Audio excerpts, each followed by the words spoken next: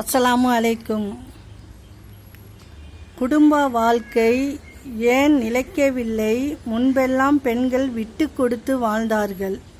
இப்பொழுது எதற்கு எடுத்தாலும் எதிர்த்து நிற்பது, வீண் விவாதம் செய்வது,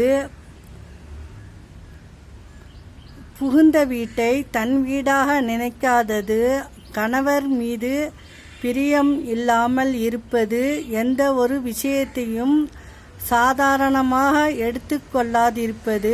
அனைவரும் ஏட்டுக்கல்வியை படித்திருக்கிறார்கள், ஆனால் வாழ்க்கை கல்வியை படிக்கவில்லை. முக்கியமாக ஆண் பிள்ளைகள் திருமண வாழ்க்கை மிகவும் கடினமாக உள்ளது. இன்று நீ எனக்கு செய்த துரோகத்தின் வலி, நாளை நீ நம்பிய ஒருவர் உன்னை ஏமாற்றும்போது அதன் வலி உனக்கு புரியும். மகிழ்ச்சி கிடைக்கவில்லை என்பதை விட மற்றவரை மகிழ்ச்சி படுத்தினாலே கடவுள் நம்மை மகிழ்ச்சியாக வைத்திருப்பார். புரிதல் இல்லாத வாழ்க்கை புதையலே கிடைத்தாலும் பயனில்லை. அஸ்ஸலாமு அலைக்கும்.